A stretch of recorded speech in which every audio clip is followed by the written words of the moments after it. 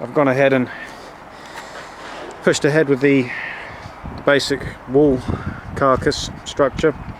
These corner panels are all equal top to bottom. They are 103s, and basically the main thing to remember is when we assembled the floor rails, we put these corner plates in with screws. We have to take those screws back out the sides in order to allow the panel to sit flush. So we've got 2 screws there, and then again on the other side. That allows them to stand up. We've got the same again in the halfway up to connect these support railings. It's a 402.1 and a 402.14, and they're connected in the middle by this channel section here. I'll just show you underneath.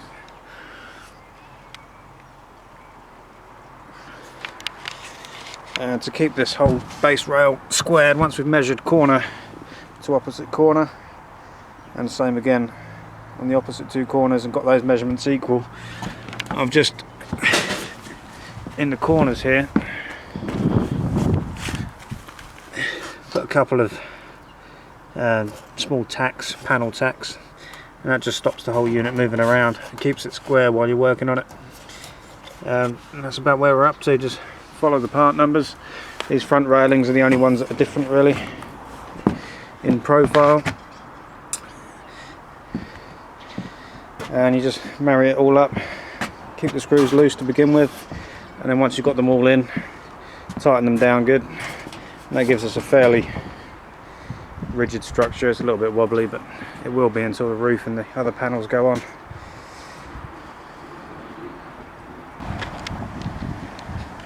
So this is the shed starting to take shape with the panel work on, and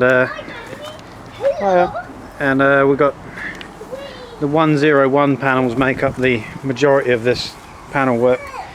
There's 3 along the sides and I think 4 along the back.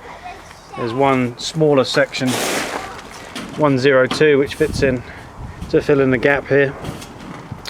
All I can suggest really, when you, as a tip for this part, is to do the screws up loosely as you go, and then just fit the neighbouring panel alongside. The fit here isn't fantastic. You can see where this is supposed to fold over and encapsulate that pleat. It doesn't quite fit that well. You're going to have to be prepared to either open these pleats up a little bit on the edges, just to assist it to fit. Some of the metal work's going to need a bit of manipulation to get the holes to line up, hence why you should leave the screws slightly loose as you assemble it. Only once you've got one complete panel or one complete edge or side or rear section complete, you can then tighten the screws down. That seems to be the most problems reported with these sheds, is the holes don't line up. They do actually line up if you allow the screws to go together loosely and then manipulate the structure and the panels themselves. I've not actually had to drill any fresh holes in any of this. It's all got the original factory holes in it. Admittedly, some holes are missing, and for those I've just left them because, for instance, here we've got 1, 2, and 1 missing, then 1, then 1 missing, then 1, then 1, 2 again. Don't be too concerned about putting extra holes in here. You've got plenty enough clamping force to hold this all together, and for the weatherproofing, just leave it. It's not going to affect the strength of the structure. And that's about where we're up to now with all the panel work on, bar one panel. For these front sections, again, these are 101 panels. You need to put these 106 panels on. I'll just give you a demo of that one that's already fitted. That basically goes with the... I'm standing on the inside of the shed now. There's a cutout at the bottom of this, and that goes against the threshold bar.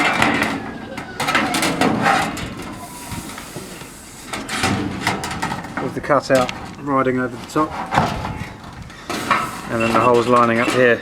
And this is a prime example. You can see in its relaxed position the holes don't quite line up, so there's nothing wrong with manipulating things a little bit. Get the screws in there loosely, and attach the panel loosely, And when you're happy everything's lined up, clamp it all down tight, and that way it all goes together fairly well. There will be imperfections along the way. Like I say, these folds don't always line up perfectly. That should sit like that, but at present it's sitting like that. We've still got the roof, the upper level, eaves level screws to go in yet, so we can manipulate that when we get the roof section on. But as it stands so far, we're looking like we're probably 3/4 of the way through this. There's just one last panel left to go on. I'm going to go lift it from the lower edge. The lower bit, yeah?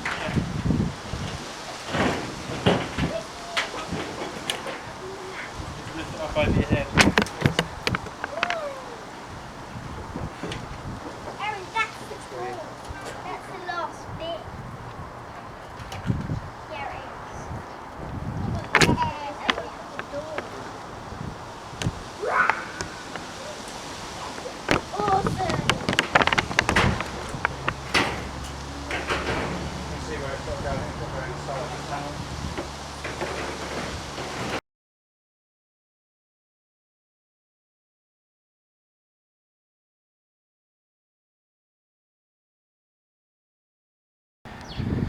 So with the roof sitting in position, you're going to need to get your assistant to go around and support the roof as you line up the holes. Again, put them in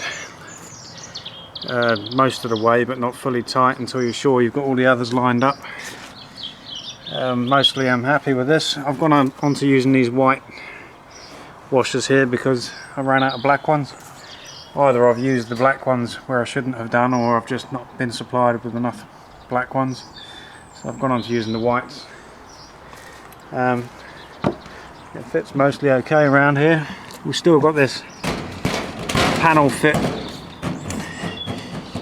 problem here, which occurs virtually all the panels are like that. So if you want to make this completely weatherproof, you will need to employ the silicone. Is it going to be waterproof? Well, the amount of daylight that comes through here, and this is protected by the ridge caps, but I'm suspecting this is not going to be completely watertight. The back run here, where these holes are the larger diameter, we have to use these fastener clips that line up with the outer holes, so that's no major drama. Like I say, like with all the panels, you will need to manipulate them a little bit. I've not had to drill any new holes in any of this. It's all using the original factory holes. And then next we move on to the doors. You can see the roof panel now from underneath. You can see a slight misalignment there, but nothing that would cause concern for me. Moving on to the door fitment. The instructions are pretty clear, mostly on this part. You've got 3 support beams across the back. There's one there, one in the middle, and one at the top. And the uppermost support beam is held in place with 1 screw to start with. The middle one is held in place with 1 screw in the middle, and then 1 screw on the outboard support hole. And then this one here lines up with the nut and bolt for the handle on the outside.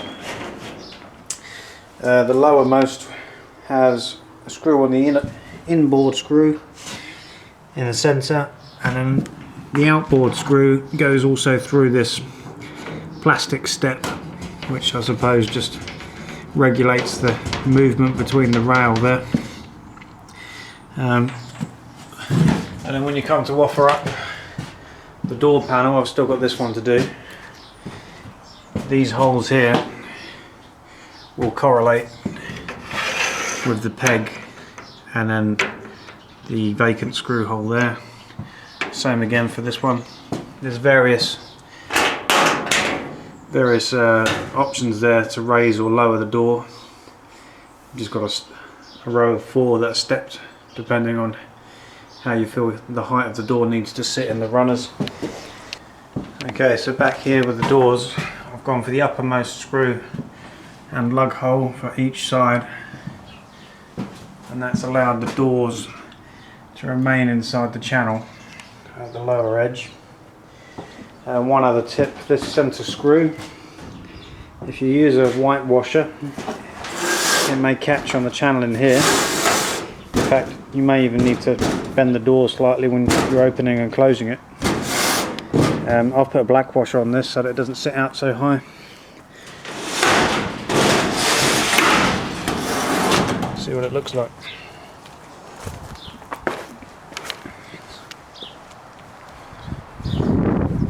And there we have it, one complete Yardmaster shed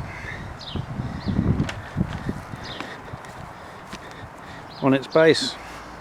Now just to clean up the surrounding environment,